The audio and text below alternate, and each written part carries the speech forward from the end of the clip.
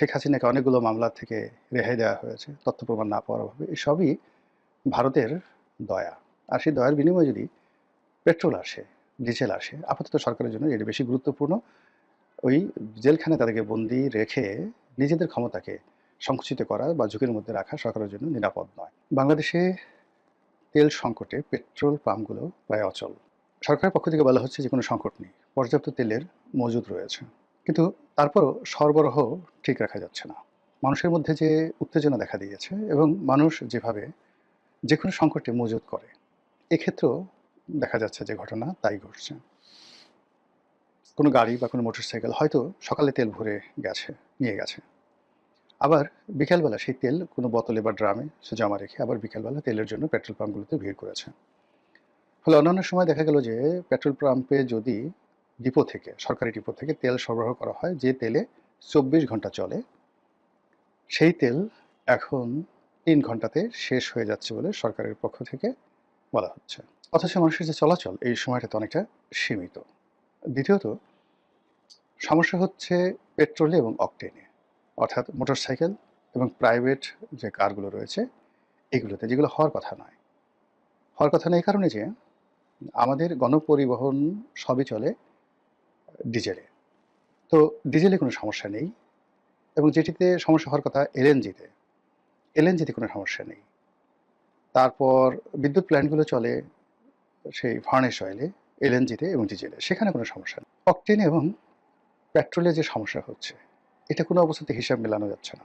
এই দুটো প্রোডাক্ট আমাদের দেশে পেট্রোলিয়ামের বাই প্রোডাক্ট, অর্থাৎ আমাদের দেশে যেগুলো গ্যাস ক্ষেত্র রয়েছে, অর্থাৎ আমরা যে মাটির তলা থেকে গ্যাস উত্তোলন করি, সেই গ্যাস উত্তোলন করতে গিয়ে সেখান থেকে কিছু তেলও আসে। এই তেলগুলো রিফাইন্ড করে আমরা যে অকটেন পাই আর পেট্রোল পাই, এটা দিয়ে আমাদের দেশ চলে যায়। এর বাইরে আমরা যে ডিজেল আনি, ডিজেলের মধ্যে পরিশুদ্ধ ডিজেল আনি, ক্রুড অয়েল এবং অপরিশোধিত যেটা ক্রুড অয়েল সেটাও আনি। তো ইস্টার্ন রিফাইনারিতে এগুলো যখন রিফাইন করা হয়, সেই রিফাইন করার পর সেখান থেকে বেশ কিছু পেট্রোল এবং অকটেন পাই। আমাদের দেশের যে চাহিদা, পেট্রোলে আমরা একেবারে স্বয়ংসম্পূর্ণ, আর অকটেন এটা সারপ্লাস থাকে। কাজেই এটা নিয়ে কেন আতঙ্ক ছড়ানো হচ্ছে, কেন লোকজন আতঙ্কে মজুত করছে, কেন ভয় পাচ্ছে, এটা আমি বুঝতে পারছি না। কিন্তু সমস্যা দিনকে দিন প্রকট থেকে প্রকট আকার ধারণ করছে। অনেকগুলো পেট্রোল পাম্পে মারামারি হচ্ছে, কাটাকাটি হচ্ছে এবং গাড়ির লাইন ক্রমশ বাড়ছে। এখন এই যে বাংলাদেশের যে সমস্যা, এই সমস্যাটা বাদ দিয়ে আমরা যদি বিশ্বের অন্যান্য দেশে দেখি বা তাকাই, যেখানে আমাদের মতো গ্যাস ফিল্ড নেই, তো তাদেরকে তো আসলে পেট্রোল, ডিজেল, তারপরে অকটেন থেকে শুরু করে সবকিছু আমদানি করতে। এই সকল দেশে প্রচণ্ড সমস্যা দেখা দিয়েছে। ফিলিপিন্স ইতিমধ্যে তাদের দেশে জরুরি অবস্থা জারি করেছে এই পেট্রোলের সেই বিতরণ এবং বিপণন নিয়ে। নজিরবিহীন ঘটনা। ইউরোপের একটি দেশ, আজকে এই ভিডিও যখন করছি, একটি দেশ শুরু করেছে যে নির্দিষ্ট পরিমাণের বাইরে কেউ নিতে পারবে না। অন্যদিকে যুদ্ধ যে পর্যায়ে গড়িয়েছে, খুব দ্রুত এটি সমাধান হবে মনে হচ্ছে না। আমেরিকা শান্তির জন্য 15টি প্রস্তাব দিয়েছে, যেটি ইরানের পক্ষে মান্য করা সম্ভব নয়। আবার ইরান যে 5টি শর্ত দিয়েছে, সেই 5টি শর্তের একটিও আমেরিকার পক্ষে মান্য করা সম্ভব নয়। ফলে আর এক দফা আক্রমণ প্রতি আক্রমণ চলে। এর মধ্যে ডোনাল্ড ট্রাম্প বেশ কয়েকবার তার কথা পরিবর্তন করেছেন, আর এই কথার উপর বিশ্বাস স্থাপন না করে ইরান তাদের যে আক্রমণ সেটা ক্রমশ বাড়িয়ে চলেছে। পাকিস্তানের মাটিতে এই মুহূর্তে ইরানের স্পিকার, জাতীয় সংসদের স্পিকার, এবং মার্কিন যুক্তরাষ্ট্রের দুজন গুরুত্বপূর্ণ কর্মকর্তা, ভাইস প্রেসিডেন্ট এবং পররাষ্ট্রমন্ত্রী, এই দুজন আলোচনা অংশগ্রহণ করছেন পাকিস্তানের মাটিতে। কিন্তু কোনো অবস্থাতেই কোনো পক্ষ আক্রমণ বন্ধ করছে না, কেউ কাউকে বিশ্বাস করতে পারছেন না। এর মধ্যে বিশ্বের যে জ্বালানি মার্কেট, এটি 24 ঘন্টার মধ্যে 2 থেকে 3 বার ওঠানামা করছে। একবার উঠছে, একবার নামছে। শেয়ার মার্কেটগুলো ওঠানামা করছে, প্রচণ্ডভাবে ওঠানামা করছে। তারপর স্বর্ণের বাজার, এই গত 24 ঘন্টা নয়, 48 ঘন্টাতে 7 বার স্বর্ণের দাম নজিরবিহীনভাবে কমে গেছে। ডলারের দাম ঊর্ধ্বমুখী হওয়ার কারণে স্বর্ণের দাম কমে গেছে।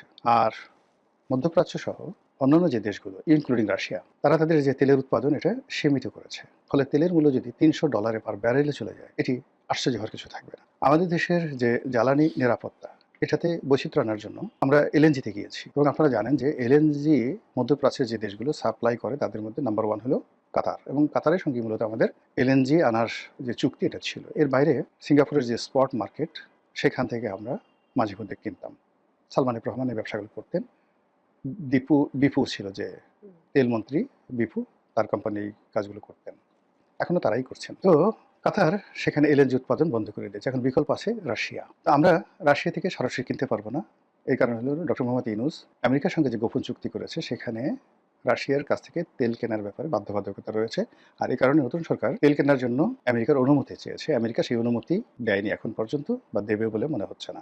বিকল্প থাকে কি ভারত থেকে এই রাশিয়ার জ্বালানি এনে আমরা আমাদের প্রয়োজন মেটাতে পারি, এবং এক্ষেত্রে ভারত কতটা সাহায্য করবে, সহযোগিতা করবে, তা আমরা এখন স্পষ্ট নই। ইতিমধ্যে পত্রপত্রিকায় খবর ছাপা হয়েছে যে এই অর্থ বছরে ফিসকাল ইয়ার অর্থাৎ জুন থেকে ডিসেম্বর পর্যন্ত আজকের এই দিনে বিশ্ব তেলের বাজারে যে অবস্থা, তাতে সরকারকে জ্বালানি বাবদ অতিরিক্ত, আগে যা খরচ হতো তার চেয়ে অতিরিক্ত $4.6 বিলিয়ন খরচ করতে। গড়ে ধরেন যদি 12,000 কোটি টাকা হয় 1 বিলিয়নে, তাহলে প্রায় 55,000 কোটি টাকা অতিরিক্ত ব্যয় করতে হবে সরকারকে এই ফিসক্যাল ইয়ারে তেল আমদানির জন্য। বোঝার চেষ্টা করা যে কি সমস্যা আমাদের মাথার উপর পড়েছে। ফলে সামনে যে গ্রীষ্মকাল আসছে, গ্রীষ্মকাল তো এখনই চলে আসছে, এপ্রিল থেকে এটা প্রবল আকার দাবদাহ হবে। এখন থেকে গ্রামগঞ্জে কিন্তু বিদ্যুৎ পাওয়া যাচ্ছে না। শহরে তুলনামূলকভাবে অবস্থা একটু ভালো, তারপরেও কিন্তু খুব ঘন ঘন অনেকগুলো এলাকাতে ঘন ঘন।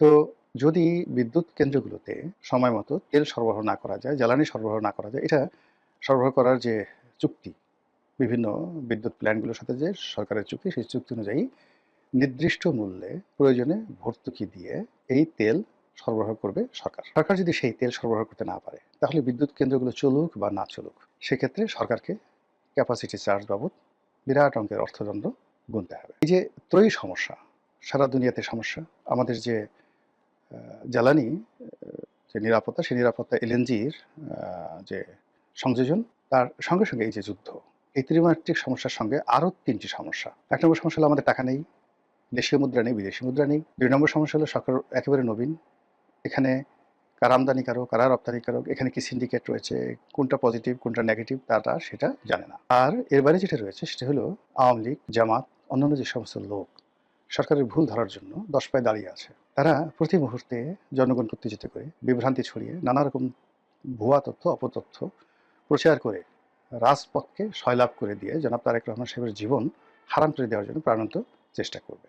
এবং এক্ষেত্রে রাজনীতির যে চাণক্য নীতি আছে, সেই চাণক্য নীতির অমানবিক যে দৃশ্যগুলো, সেগুলো আমরা দেশবাসী দেখতে পাবো। ফলে শেখ হাসিনা গেছেন, ডক্টর মোহাম্মদ ইউনূস এসেছিলেন, আমরা খুব খুশি হয়েছিলাম, কিন্তু আমাদের এই খুশি 2-3 মাসে বেশি থাকেনি। আবার ডক্টর মোহাম্মদ ইউনূস গেছেন, জনাব তারেক রহমান সাহেব এসছে, আমরা খুব খুশি, ভীষণ রকম খুশি, আজকের দিন পর্যন্ত খুব খুশি। কিন্তু এই খুশি আগামী এপ্রিল মাসে, মে মাসে থাকবে না যদি এই তেলের যে সংকট, এটি বাড়তে থাকে। অবস্থা দৃষ্টি মনে হচ্ছে সরকার বদ্ধপরিকর তেল আমদানির ব্যাপারে। পাগলের মতো তারা IMF এর পিছনে ছুটছে টাকার জন্য, ভারতের সঙ্গে সম্পর্ক স্বাভাবিক করার চেষ্টা করছে সর্বোচ্চ ছাড় দিয়ে, এবং তার প্রেক্ষিতে ঘাটাঘাট করে আওয়ামী লীগের অনেক নেতার জামিন হয়ে যাচ্ছে। ইনু ভাই, মেনন ভাই, তারপর সেই শামসুদ্দিন চৌধুরী মানিক, ওনাদের জামিন হয়ে গেছে। সাবেক প্রধান বিচারপতি খায়রুল হক সাহেবের জামিন হয়ে গেছে। শেখ হাসিনাকে অনেকগুলো মামলা থেকে রেহাই দেওয়া হয়েছে তথ্য প্রমাণ না পাওয়ার অভাবে। এসবই ভারতের দয়া। আর সেই দয়ার বিনিময়ে যদি পেট্রোল আসে, ডিজেল আসে, আপাতত সরকারের জন্য এটি বেশি গুরুত্বপূর্ণ। ওই জেলখানায় তাদেরকে বন্দি রেখে নিজেদের ক্ষমতাকে সংকুচিত করা বা ঝুঁকির মধ্যে রাখা সরকারের জন্য নিরাপদ নয়।